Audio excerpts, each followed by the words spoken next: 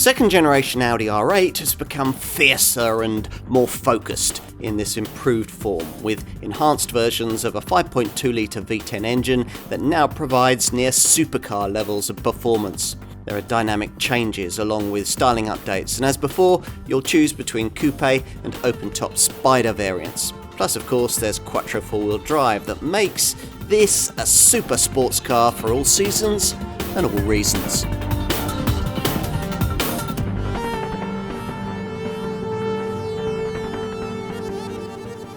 There was a time when some in the industry questioned the super sports car credentials of this model, the Audi R8. They no longer do that now, and we're going to find out why at the wheel of the revised version of this second generation model. They say that success breeds success, but the reality is that it breeds expectation. Back in 2006, Audi commemorated victory in the Le Mans 24-hour race by launching its very first super sports car, the R8. And that original Type 42 design surpassed almost everyone's expectations by nailing the junior supercar brief first time out. It was the first contender in years to properly scare the benchmark player in the segment, Porsche's 911, something that models from BMW, Mercedes and Jaguar had been trying to do for decades. With this second generation Type 4S model, first launched back in 2015, the brief was subtly different. Audi wanted to charge more for the R8, and that meant it also had to be able to credibly challenge really exotic super sports car models like Aston Martin's Vantage and McLaren's 570S. Ingolstadt might not have quite the badge credibility of brands like those, but its contender still has something that those famous marques no longer offer, the kind of old-style, normally aspirated engineering that always used to make cars like these so special. The turbocharged engines that all other contenders in this segment now use are efficient and extremely powerful, but there's still nothing quite like the sort of high-revving, normally aspirated unit that gets one last outing in this facelifted Mark II R8, a car announced at the end of 2018. As before, it's a 5.2-litre V10 offered in 2 states of tune and mated to a 7-speed dual-clutch paddle-shift gearbox. But with this improved car, increases in both power and torque push all variants over the 200 miles an hour barrier for the first time. Audi's also tweaked the suspension, the steering and the drive modes, while also introducing a subtle facelift for both available body styles, this coupe and the alternative open-topped Spider model. As before, the basic engineering formula here is shared with Lamborghini and with the R8 LMS GT3 race car that rolls down the same Audi Sport GmbH production line as this road version. What we've got here is the fastest and most powerful Audi ever made, a triumph on the track that claims to be a revelation on the road. Time to put it to the test.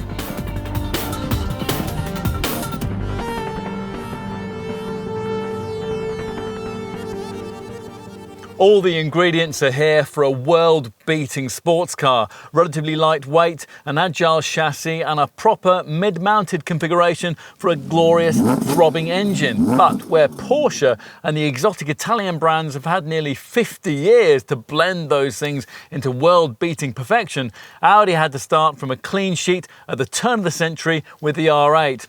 In the original version, that didn't seem to matter. It was brilliant. The second generation model, though, is a pricier, more powerful thing, a bona fide junior supercar, which these days has a much tougher set of rivals to beat. Is it up to the challenge? Well, you can't help thinking so once you press the red starter button on the steering wheel. Well, listen to that. If it's drama you're after, then this power plant delivers it. The engine in question is a 5.2-litre, normally aspirated V10, Audi spurning the current trend towards turbocharging that even Ferrari has found impossible to resist. It'll scare small animals and children, it'll infuriate your neighbours, and it's exactly the kind of sound that a car of this sort should make. Because of the engine's lack of forced induction, it's inevitably necessary to venture much higher up the rev range, typically well over 6,000 RPM to wring out everything it has to give, but that's no hardship with a power plant that's this charismatic. As before with this Mark II Type 4S R8, the V10 comes in 2 states of tune, but with this revised model, both versions of this classic unit get increases in power and torque that push all variants through the 200 miles an hour barrier for the first time. Plus, there are changes to the steering, suspension, the drive mode settings, and the braking performance. We'll start with the power updates. The base derivative now puts out 570 PS, that's 30 PS more than before, and that's enough in coupe form to make a rest to 62 miles an hour possible in 3.4 seconds on the way to 201 miles an hour. The faster performance model that we're trying here offers 620 PS, that's 10 PS more than before, which in coupe form sees 62 dispatched in 3.1 seconds on the way to 205 miles an hour. This performance model's 580 Nm torque figure is 20 Nm up on that of the old V10 Plus R8 variant it replaces. The base V10 gets a lesser 10 Nm increase to 560 Nm. As a result, if you were lucky enough to be able to drive these two derivatives back to back, it'd be probable that you'd conclude that the subjective power difference between the two models would have widened slightly. Either way, acceleration remains concussive to the accompaniment of a V10 note with a sound and fury that's real and authentic rather than artificially processed through a sound actuator as the amplified exhaust note is on Audi's lesser sports car, the TT. Sadly, it's no longer possible for R8 owners to embellish the oral fireworks by specifying a sports exhaust. That was a casualty of tightening emissions regulations, but the standard pipes are quite tuneful enough to deliver a satisfyingly exotic melody, particularly if you've opted for the most focused of the available drive select modes, dynamic. In a class where some rivals seem to have more drive settings than you can shake a stick at, it does now seem rather quaint for the base R8 to offer just 2, comfort being your commuting alternative to dynamic. The way that this pair of options alter throttle response, steering, stability control thresholds, and gear shift timings has now been differentiated rather more distinctly as part of the changes made to this revised model. And as before, there is also an auto setting if you can't decide, plus there's an individual option if you want to configure all the individual elements to suit your personal preferences. Go for this V10 performance variant and you get more choices, as here Audi has added in an extra performance mode, and that's apparently intended for track use, but of course you'll probably want to play with this at every opportunity. Through this you're given further dry, wet and snow sub modes. Each one of those is selectable from this smaller satellite control just below the main drive select button. The other thing that Drive Select can influence is ride and suspension, although it will only be able to do that if you've paid extra for the pack that gives you the brand's clever Audi magnetic ride damper control system. Given the inherent firmness of the sport suspension package, which is now non-negotiably fitted right across the range, magnetic ride is a feature that's well worth having. It allows you to focus your R8 when you're in the mood and to dial it right back when you're not. Now, that's important given that Audi wants this model to be capable of the kind of daily driving lifestyle that you just wouldn't want to put up with in an Italian supercar. Hence, a level of urban maneuverability that belies the relatively low seating position, and this second generation design's considerable width too. All from a super sports model that must still, when it's called upon, be able to deliver brutal performance, tremendous traction and astonishing agility. Does it? Well, the speed sensation we have already touched on. There's launch control to fire you off the line with a flex of your right foot, which sends the rev needle shooting around the color changing rev counter that you get in performance mode. I mean, if this isn't flashing red as the steering wheel paddle shifters change up, then you're just not trying hard enough. This performance model's power and torque increases. They come courtesy of new titanium valve train componentry, and you can really feel the difference as the gauge flares up to the 8,700 RPM red line and then never strays more than 2,000 RPM from it as the twin clutch 7-speed S-tronic paddle shift gearbox throws ratio after short stacked ratio with rifle crack speed, and the car just hurls itself at the horizon with animal savagery. It's just as well then that it stops with equal ferocity. Internally ventilated, perforated and floating brake discs are fitted to the standard V10 model, these featuring a distinct wave pattern for improved air circulation and anti-fade properties. Nevertheless, fade they will after repeated track use, at which point you'd rather be in an R8 fitted with a set of ceramic stoppers. Now these come as standard on this performance variant that we're driving today, and thanks to the changes made to the car's electronic stability control software, they're even more effective than before. They stop the car 1.5 meters earlier from 62 miles an hour and 5 meters earlier from 124 miles an hour. As for the corners, well, it turns, it grips and it goes, courtesy of the kind of four-wheel drive system that rivals from Mercedes, McLaren and Aston Martin will make you do without. Ingolstadt has also developed a rear-wheel drive version of this car, but we don't really understand why you'd want that unless you spend your life with your R8 on a track, in which case you'd be better off buying something like a Porsche 911 GT3 or a Mercedes AMG GTR. In the real world, this Audi's Quattro system is a much better partner for this model's prodigious reserves of power. As before, it's able to flash 100% of torque to either axle instantly on demand. Plus, of course, you get the expected torque vectoring system that deals with tight turns at speed by dialing out understeer and channeling power to the wheels that can best use it.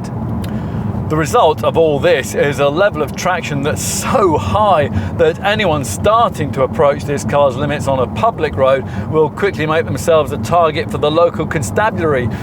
More relevantly, at fast but still sensible speeds, it all delivers instant confidence when it comes to unleashing around 600 PS on a twisting country road, particularly in changing conditions. And that's something that, in our experience of driving super sports cars, only Porsche's 911 can replicate. As for agility, well, that's aided in this revised model by subtle changes that Audi Sport has made to the double wishbone suspension to give the car a little extra stability. Carbon pack versions of this performance model further benefit from a special front anti-roll bar fashioned from CFRP, that's carbon fiber reinforced plastic, to save 2 kilos in weight. Now this stabilizer's purpose is to stiffen the spring and damper combination for more direct contact with the road and sportier handling. To be frank, we'd have preferred it if the engineers had instead spent more time in improving the electrical steering. The rack used here features various software changes aimed at delivering greater precision, but still lacks the final touch of feel that transforms the driving experience of a rival high-powered Porsche 911 from being merely good to feeling absolutely great. As rivals have found, adding in an optional speed variable steering setup doesn't solve that problem. In fact, it arguably exacerbates it. Now, Audi has developed such a system too, dynamic steering, but for our market, they only fitted it to a limited run Decenium variant that quickly sold out. Launch event driving feedback suggested the dynamic setup to be a better aid for low speed changes of direction, but that the standard system has a weightier, more consistent feel for both road and track use. Either way, it's clear to us that Audi's engineers need to learn from Porsche here. That apart, we're finding it very hard to criticise this car.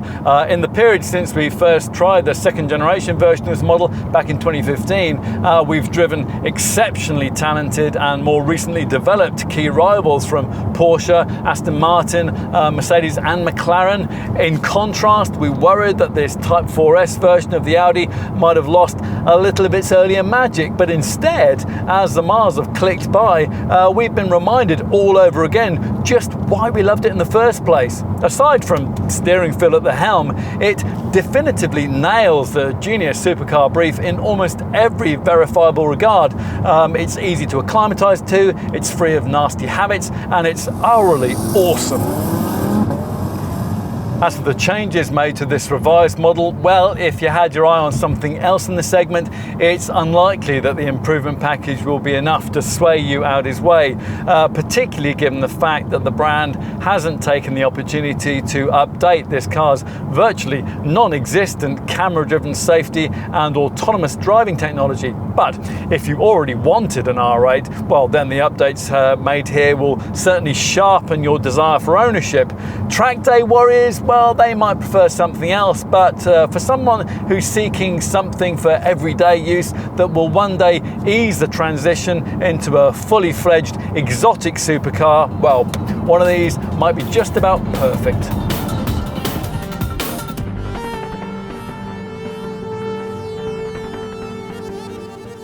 Visually, the R8 remains much as it always was, a distinctive cocktail of low-slung curves and delightful design extravagance. Although the arrival of this Type 4S second generation design in 2015 saw the influential shape of the previous Mark I Type 42 series model expressed in a tauter, more technically precise way. As before, we're talking Ferrari, but with a German twist.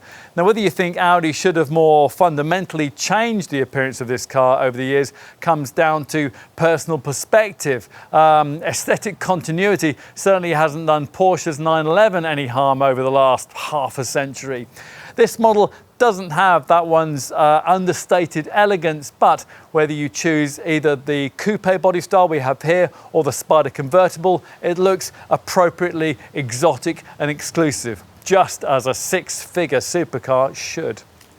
If you happen to be familiar with the original version of this Mark II R8, you'll immediately notice the changes that Audi has made as part of the midterm refresh. The single frame radiator grille has a wider, flatter line. The corner air inlets have been restyled. There's a revised front splitter, and these three flat slits under the leading edge of the bonnet are supposed to be reminiscent of the iconic 80s Audi R8 model. In short, you would perhaps be more likely to notice an R8 now, although not necessarily for the right reasons. In profile, these large side blades, bisected on this second generation model by this flowing shoulder line, continue to be the car's most distinctive feature and the easiest identifier of the R8 variant you're looking at.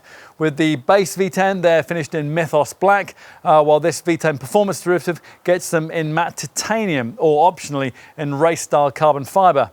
On the right-hand side here, the top part of the blade surrounds this lovely motorsport-style aluminium fuel lid, while the upper part of the bottom section forms a starting point for a dramatic mid-level crease that flows up towards the door mirrors. The door handles are almost invisibly positioned in that shoulder line shadow, while lower down, the light edges on these side sills have been fashioned to echo those of Audi's Le Mans winning R18 e-tron Quattro race car. The wheels, they're another R8 variant identifier. 19 inches are fitted to the standard V10, and bigger 20-inch rims feature on the performance models. At the rear, there are two key model identifying features. The base V10 gets a retractable spoiler and chrome finished exhaust outlets, while this performance variant features this huge gloss carbon trimmed fixed spoiler, which helps to generate up to 140 kilos of downforce, and gloss black trimmed tailpipes. Actually, in both cases, the exhaust outlets are merely decorative. The real pipes are hidden away beneath the plastic trim used for the lower diffuser that on this revised model has been drawn upwards at each corner in a bid to make the car appear wider. If you glance above the spoiler through this rear glass, and as ever with an R8, there is the pièce de résistance, the enormous 5.2 litre V10 engine sitting in its own illuminated bay like a work of art in a display case. Of course, as ever, what really matters is the stuff that you can't see. Now, back in 2015, the switch from the original Type 42 series design to this second generation Type 4S model saw the R8's lightweight ASF Audi space frame aluminium construction strengthened with an even more advanced material, carbon fiber reinforced polymer. Now, that reduced the car's weight by 32 kilos, and it also contributed to a 40% improvement in torsional rigidity. Getting in isn't as easy as it would be in a 911, and these very long doors can make it difficult to get in and out of the car if you happen to have parked in a particularly tight space. Still, it is possible to enter in a more graceful manner than is the case with most models of this kind. And once inside, where there are almost no changes over the original version of this Mark II Type 4S model, you're introduced to what Audi calls a luxury level racing atmosphere. Now, whatever that means, this is certainly an interior that remains an object lesson in how to package a two-seat sports car. Now, it's true you don't get the exotic feel of a Ferrari or a Lamborghini here, but personally, I think we'd trade that for the extra space, the fantastic build quality, and the better all-round visibility provided by an R8. Audi's much better at ergonomics than most of its rivals too. You can't, for example, ever imagine an Ingolstadt designer ever putting the indicators onto the steering wheel in the irritating way that they are on a Ferrari or a Lamborghini. You sit higher than you would in cars of that sort, and also higher than you would in a comparable McLaren. So the view out is nearly, but not quite, as commanding as it would be in that 911 model that we keep mentioning. As usual with any R8, one of this cockpit's key distinguishing features is what the stylists call the monoposto. That's this stylized large arc that encircles the driver's area of the cockpit, starting here at the door and ending in the center tunnel. There's a grippy, flat-bottomed, three-spoke performance steering wheel with lower circular satellite controls. There's a red start button here on the right and a drive select button here on the left, which on this faster 620 PS model has an additional performance controller just below for activating extra dry, wet or snow driving submodes. A key design difference not only over obvious rivals but over most modern cars is the absence of a centre dash infotainment screen. Now instead, where that would usually be, you get this large twin segmented air vent with vertical louvers that are supposed to reference the air intake of a race car. This fitting is positioned above three cylindrical chrome trimmed climate control dials that are modelled on the look of aircraft jet turbines. As for all the infotainment functionality, well, as with Ingolstadt's humbler TT sports car, that's all been relocated to what we're supposed to call the Audi Virtual Cockpit. That's a 12.3-inch high-resolution instrument binnacle display, which completely replaces the usual set of conventional dials. As with the TT, pressing a view button on the steering wheel enables you to toggle between various different virtual cockpit options. The classic view gives you a prominent speedo and rev counter, while an alternative infotainment view will bring functions like this navigation map to the fore instead. R8 V10 performance drivers get a third performance viewing option, which sees a large central rev counter dominating the center of this screen, around which you can configure in various smaller virtual gauges, including a G meter, a lap timer, and various readouts that update you on things like temperatures and tire pressures. Whatever virtual cockpit setting you end up choosing, telephone, media, trip and car settings can be dealt with by voice control. They can be handled from steering wheel buttons or covered by fiddling with the touch sensitive central MMI controller just below the gear stick here. You can deal with audio functionality this way too, which in this particular case allows control of an optional and glorious sounding 13 speaker Bang & Olufsen advanced sound system. Not everything's perfect, of course. The whole virtual cockpit concept carries with it the disadvantage that the front seat passenger can no longer reach the stereo system. Well, in theory they can't anyway. Actually, if you peruse the handbook, it'll reveal that there's the option of tracing commands with your fingertips on the surface of this silver-trimmed rotary MMI infotainment system dial that you'll find on the center console just behind the gear stick here. Other issues, well, they're really down to niggly things. The heartbeat sound that this R8 insists on delivering when you power off is simply annoying. And we don't much like these rather small, slightly cheap feeling steering wheel paddle shifters, which is disappointing because these are, after all, one of your most important points of interaction with the car. Trimming mistakes of that sort are otherwise notable by their absence. Stainless steel pedals are standard, as is the Napa leather upholstery that features both on the standard model sport seats and on this performance variant's grippier race style bucket chairs. Either way, diamond stitching can be added as a finishing touch.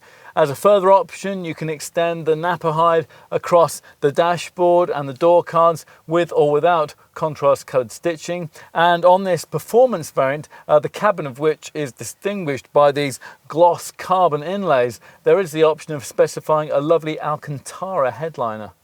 As for rear visibility, well, although the rear window on this coupe model is small, the R8 isn't that difficult to see out of by super sports car standards. Plus, all-round parking sensors and a rear view camera come as standard.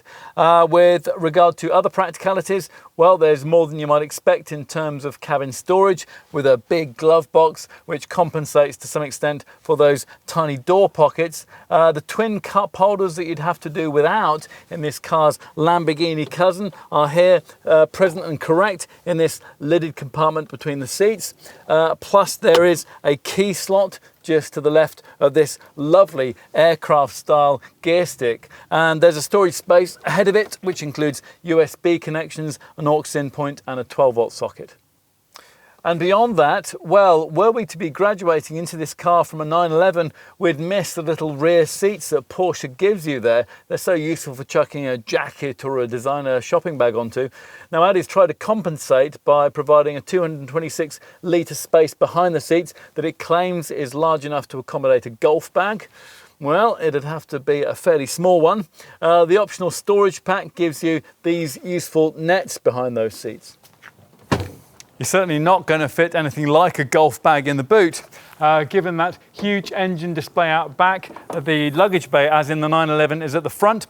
At 112 litres in size, it's not very big at all, and further precious cubic inches are occupied by a bag for the tyre repair kit that Audi provides in lieu of a spare wheel.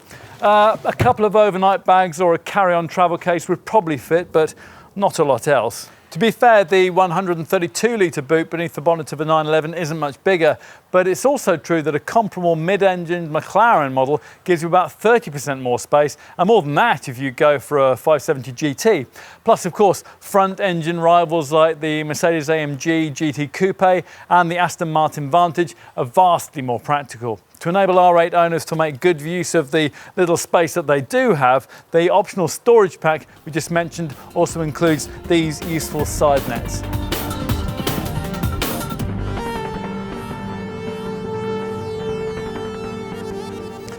If you know anything about R8s, then you'll probably remember that the original first generation Type 42 version was marketed rather differently from this Mark II model, targeting more affordable versions of Porsche's 911 in the £70,000 to £90,000 bracket. When the Volkswagen Group bought out Porsche in 2012 though, making the 911 a relative rather than a rival, that approach inevitably changed. As a result, base Carrera versions of that 911 are these days now a stepping stone towards the second generation Type 4S R8, a car that is now firmly price positioned in six-figure territory. As it always has with the R8, Audi offers both coupe and open-topped Spider derivatives of this car. The fixed roof variant is our focus point here. Now, when this second generation Type 4S design first arrived in 2015, the previous model's entry-level V8 engine and manual gearbox options were both abandoned, the focus shifting to just two versions of the company's aggressively melodic 5.2-litre normally aspirated V10, which is what continues to be offered here. It's a unit this Audi Sport GmbH engineered model shares with its Santa Gata cousin, Lamborghini's Huracan, and it's only offered mated to a 7-speed S-tronic paddle shift auto gearbox. From the launch of the refreshed version of this Mark II model R8, Audi was asking from just over £128,000 for the standard 570 PS version of this coupe model, with a premium of £8,690 necessary to get the alternative Spider body style. In both cases, a £13,000 premium is necessary to upgrade to the 620 PS performance model that we're trying here. Now, if it is the performance version that you want and you're really absolutely determined to spend more on your R8, then your Audi Centre will also tell you about the carbon black pack, which is available on this top derivative for an extra £12,900. For coupe R8 performance buyers, there's even a really exclusive Decenium limited edition car which celebrated a decade of V10 engine production and cost nearly £172,000. Now, we use the past tense because you'll struggle to find one now, just 10 examples of that version having been earmarked for our market. The bottom line is that nearly all R8s are sold in the £130,000 to £150,000 bracket, and that pitches this car directly against some very desirable rivals indeed. Now, we'll start at the bottom end of that pricing spectrum and focus on the standard R8 Coupe 570 PS model. Now, sure, you could save just over £7,000 on one of those and get yourself an Aston Martin Vantage, but that contender has only 510 PS. Or you could pay just over £4,000 more than is needed for a base fixed-top R8 and get that Aston's 4-litre V8 engine in a 557 PS state of tune in a Mercedes-AMG GTC Coupe. £9,000 premium over a base R8 Coupe would get you McLaren's most affordable model, the 540 PS 540C, and a Porsche 911 Turbo. That's also in the same pricing ballpark. Now, those are your most obvious choices, but in theory there are other cars that you could look at in this part of the coupe super sports car sector. If you don't need really sharp handling, then you might want to consider paying slightly more for the 550 PS 4-litre V8 version of the Bentley Continental GT.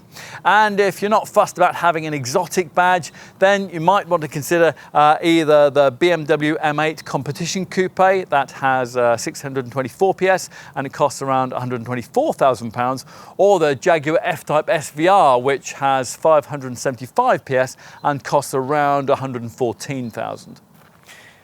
Let's move on to consider the price positioning of the uprated 620 PS R8 performance model that we're testing here. Now, earlier we briefed you on the premium you'll pay for this quicker R8 variant. That means an asking price of just over £141,000 for this coupe body style. Now, that lifts this Audi most directly into contention with two obvious rivals, both pitched at about £150,000. One is less day-to-day usable, but it's arguably more raw and exciting, the 570 PS McLaren 570S. The other is more day-to-day usable, but it's also more of a GT cruiser, the Aston Martin DB11 V8, a car with 510 PS. Around £150,000 also buys you the 583 PS Honda NSX. That's an appealing car, but it's one hobbled by its lower quality cabin and by the weight of its hybrid mechanicals. The Porsche 911 Turbo S is also in the same pricing and performance ballpark, as is the Mercedes-AMG GTR, which costs just over £148,000 and offers 593 PS. A weighty Bentley Continental GT W12 Coupe with 635 PS costs around 160,000. And if you're wondering about the Lamborghini Huracan, which shares virtually all the engineering with this R8, well, that's much more expensive. The least expensive Huracan Evo model, which is fitted out with the 640 PS version of this Audi's V10 engine, that costs from around £206,000. There, we've briefed you on the super sports car market landscape that this Audi competes upon, and no doubt you've got the idea, namely that there's certainly plenty of super sports car competition for this R8, but there's nothing else that's quite the same, especially if you factor in the aural magnificence of a higher revving, normally aspirated engine, and that's something that none of the competitor models I just mentioned can offer. If, having reviewed what's available and spent a very pleasant few weeks testing the key contenders, you find yourself falling under this Audi spell, then the deal might well be sealed Ingolstadt's way by a convincing standard specification. So let's take a look at what you get, and let's start with the standard 570 PS V10 model. As well as 19-inch 5-arm twin-spoke design forged wheels with gloss black calipers and full LED headlights, buyers get auto headlamps and wipers, all-round parking sensors, heat-insulating glass, power-folding mirrors and LED tail lamps with dynamic scrolling indicators. Plus there's dual-branch chrome-plated oval tailpipes, preparation for a tracking system, an alarm and a choice of solid, metallic or pearl effect paint finishes. The Coupe gets a retractable rear spoiler too, while with the Spider there's a fully automatic hood offered in either black, brown or red. As for driving stuff, well, in addition to Quattro four-wheel drive and 7-speed S-tronic dual-clutch paddle-shift automatic transmission, there's sports suspension and the Audi Drive Select dynamic handling setup, so you can set up the throttle, the steering, the gear shift and the stability system responses to exactly suit the way that you want to drive. Inside there's a flat-bottomed 3-spoke performance leather steering wheel, climate-controlled air conditioning, stainless steel pedals, a reversing camera and an auto-dimming rearview mirror. The grippy sports seats feature fine Napa leather trim, powered adjustment, heating and pneumatic seat backrest and bolster adjustment. Plus you get an interior light pack that offers subtle LED cabin illumination and even lighting around the rear engine compartment. Plenty of infotainment technology comes included too, courtesy of the brand's top MMI Navigation Plus with Audi Connect infotainment system. And that's integrated neatly into the standard 12.3-inch Audi Virtual Cockpit instrument binnacle display, which takes the place of a center dash monitor. The MMI package includes sat-nav, a DVD drive, the useful Audi Music interface, a 10GB flash memory for music data, 2 SD card readers, text-to-speak messaging and a DAB radio playing through the 5 speakers of the Audi sound system.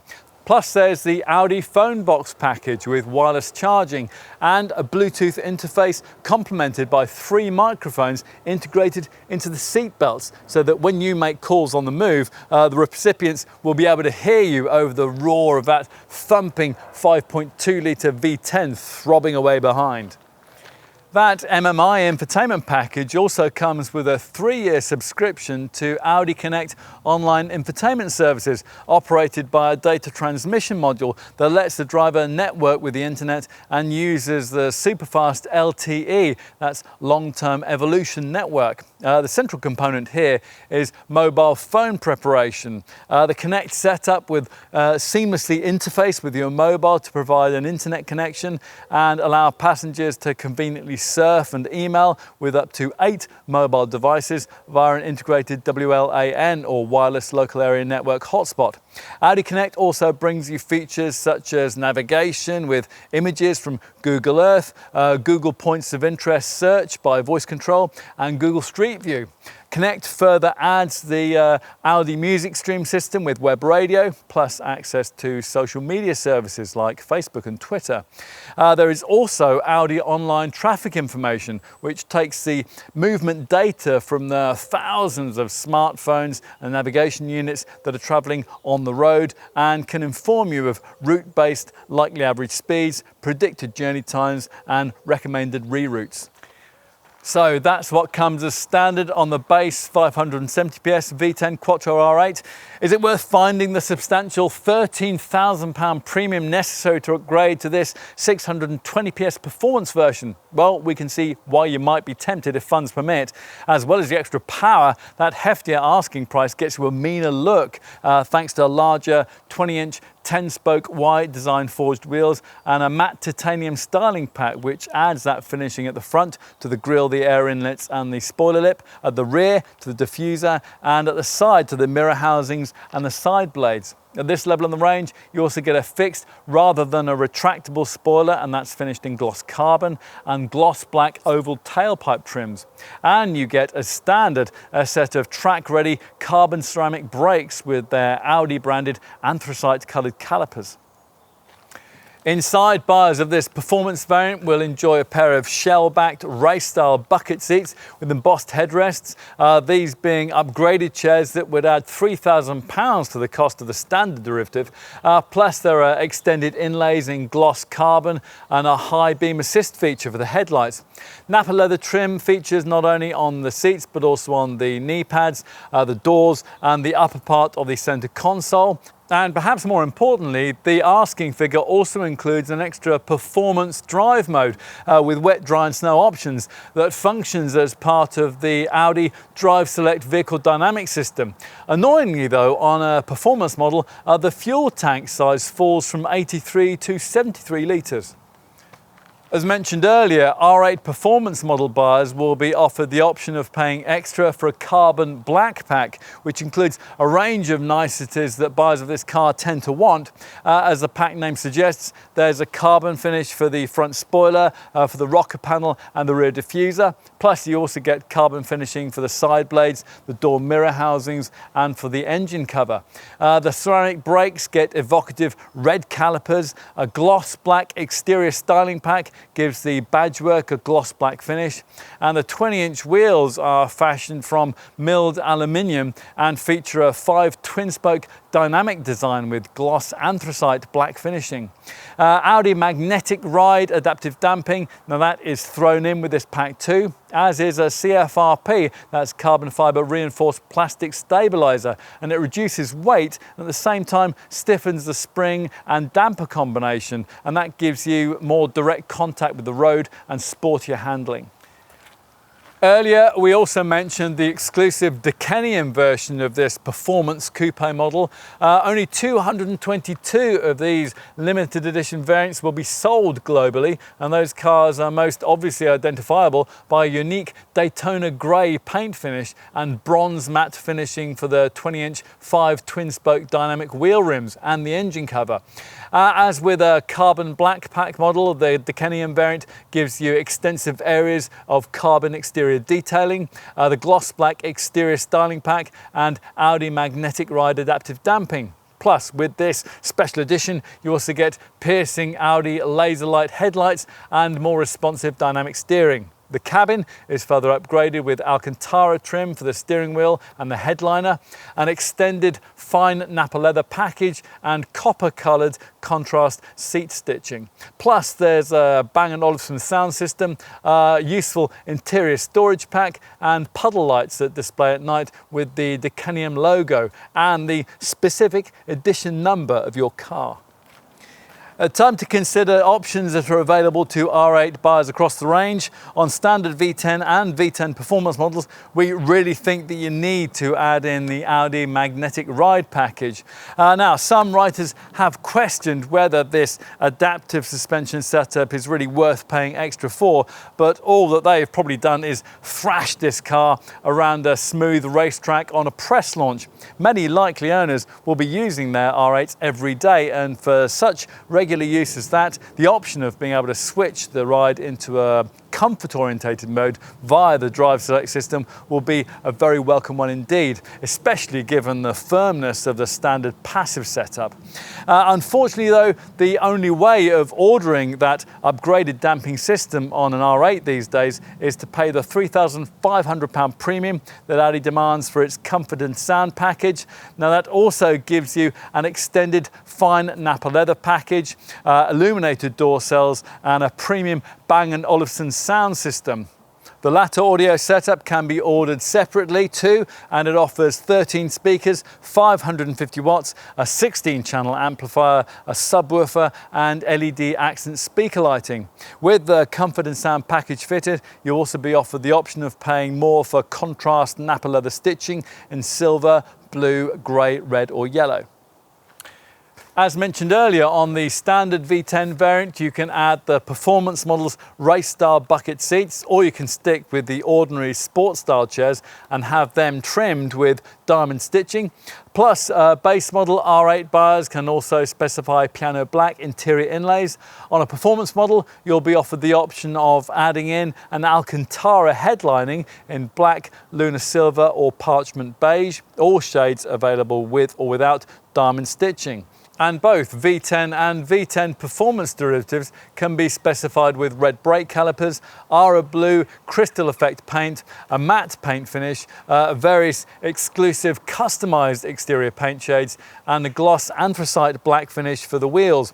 On a V10 performance variant, you can also specify the different 5 twin-spoke dynamic design for the car's 20-inch wheel rims. We've got that here with a Titan Optic matte finish. What else? Well, we think you're going to really need the storage package that gives you nets behind the front seats and at the sides of the luggage compartment. And you might also want to pay for the factory collection package that'll fly you to the German Neckarsulm factory to see your car being hand-built prior to your being able to drive it home. Finally, at the time of this test, Audi was also promising in future to offer the improved dynamic steering system from the R8 Decenium as an option on lesser R8s. Now, to be frank, we're not convinced by this system, which is a pity because the electric steering isn't this car's strongest point, and it would be nice if that optional setup improved it. Unfortunately, many feel, as we do, that the variable speed-sensitive assistance of the dynamic package fails to do that, so try before you buy is our advice. Let's finish this section by talking about safety. Now, one surprise here is that Audi has chosen not to equip this car with the kind of cutting-edge camera-based safety features now becoming commonplace on much humbler cars. For example, one of those autonomous braking setups that scans the road ahead for potential accident hazards and will help you to brake to avoid them. The Ingolstadt brand makes the excuse that cars of this kind are all about lightweight and that adding those kinds of features would hurt the R8 on the scale. For us, that's a poor excuse. I mean, these are electronic rather than mechanical systems after all. Every Porsche 911 now includes autonomous braking, and the R8 ought to as well. To be fair to Audi, you don't get this kind of tech in rival Aston Martin or McLaren models, but that's no reason for not fitting it here. It's not very Vorsprung durch Technik. Even the most basic autonomous driving features, adaptive cruise control, for example, are missing too. What you do get are all the usual basic electronic aids for braking, traction and stability control, including an ESC system that includes torque vectoring for sharper corner turning. Plus, as you'd expect, you get twin front and side airbags, although not curtain airbags.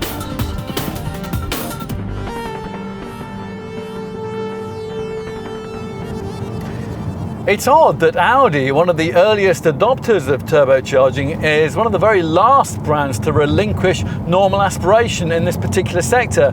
Now, we've talked of the aural advantages of avoiding forced induction elsewhere in this film, but the inevitable downside, of course, is a set of efficiency stats way off what you get from comparable turbocharged super sport sector rivals. WLTP rated combined cycle fuel economy is rated at 21.6 mpg for the standard R8 model and 21.4 mpg for this performance variant. To give you some perspective on that, with a McLaren 570S or an Aston Martin DB11 V8, you'd be looking at around 28 mpg. To be fair, other rivals do come closer to this Audi's mark. A Mercedes-AMG GTC Coupe, for instance, manages just 22.1 mpg. Either way, there will be a frequent need to brush your brogues on your local filling station's tarmac, particularly in this performance model, and that's courtesy of an unfortunate decision in pursuit of a, frankly, inconsequential weight saving to reduce the size of the fuel tank to 73 litres. That's down from the 83 litre capacity that you get in the standard version. The CO2 stats that'll determine your tax status aren't much to write home about either, despite the inclusion of a particulate filter on both versions of the V10 for this uprated model. The figures see the base model rated at 293 grams per kilometre and this performance derivative at 298 grams per kilometre. You can only imagine how bad those returns would have been had not the company adopted its cylinder-on-demand technology for this power plant at the original launch of this Mark II Type 4S model. When one of the upper gears is engaged, this shuts down the cylinders on either the left or the right bank of the engine, and that means that at low speeds, when you're driving off throttle, you'll probably be at the wheel of a V5 rather than a V10 R8. There's more too. At under 34 miles an hour, when the Drive Select driving mode setup is operating in its comfort setting, the S-tronic auto gearbox switches over to freewheeling operation when you release the accelerator pedal, and that leaves the car to coast until you touch the throttle again. Plus, when you brake the car temporarily from low speeds, let's say in traffic or at the lights, there's a stop-start system to cut the engine. Audi is also keen to remind us of the weight reductions which have been made to this second generation model at its original launch back in 2015. Those saved 32 kilos thanks to the adoption of CFRP, carbon fiber reinforced polymer, within the space frame chassis. This material is easier to recycle than conventional metals, and along with the more efficient engineering will, Audi says, allow this car to cut its greenhouse gas emissions by 2.6 tonnes over its lifetime in comparison with the original first generation Type 42 Series R8 model. An all-electric e-tron version of that car was developed, but unfortunately the technology never made it to an R8 production model, and now it never will. What else? Well, you'll be able to get your R8 serviced at any Audi dealership, and there's a choice of fixed or flexible plans depending on whether you cover more or less than 10,000 miles a year. Either way, an inspection service is required at 19,000 miles or when you reach 2 years of ownership. As for ongoing use, well, the fixed plan requires an oil change every 9,000 miles, while the flexible plan requires an oil change every 19,000 miles or every 2 years, whichever comes around first. Either way, maintenance will be expensive. We'd expect 3 services on the car to set you back around £3,500.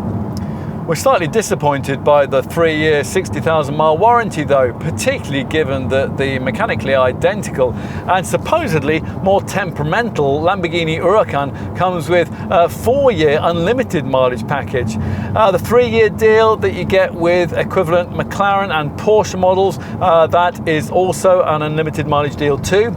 As an option, your Audi Centre will sell you a 4-year 75,000 mile warranty package, or one that lasts for 5 years and 90,000 miles. Onto residuals. With only around 30 cars each day being hand-built at Audi's Heilbronn factory, there's enough rarity value about this R8 to keep residuals buoyant. Expect depreciation to be a fraction behind that of a Porsche 911, but well ahead of something like BMW's i8. Industry experts CAP reckon that after 3 years or 36,000 miles, standard V10 Coupe will still be worth £63,500, or 50% of its original value. For this V10 performance variant, the figure is £70,800, or 51% of its original value. Finally, insurance premiums will be as high as they inevitably are for any supercar, and they're rated at a top-of-the-shop Group 50E.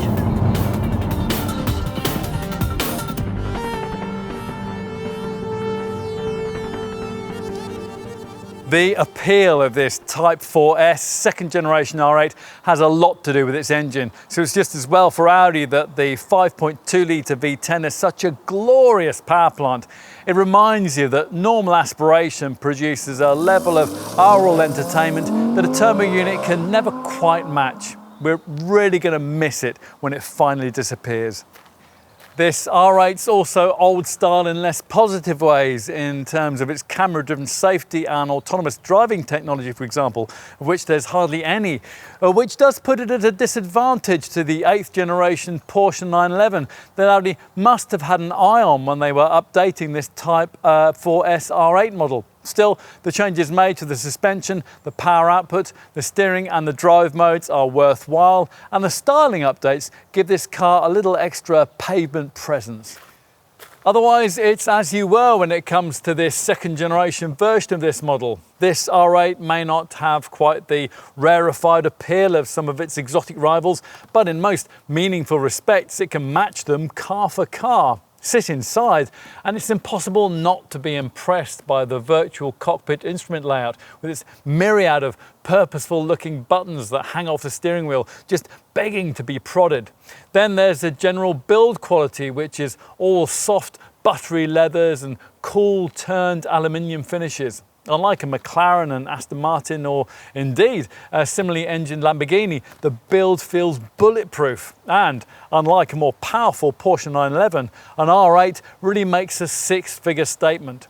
Audi has clearly benchmarked key competitors and blended Latin exclusivity with Teutonic day-to-day usability, creating a finished product that's difficult to beat if you want a car of this kind that you could drive every day. But does this second generation R8 have quite the charm of the original? Maybe not, but then to some extent that is the price of progress, and it's quite a hefty price in this case.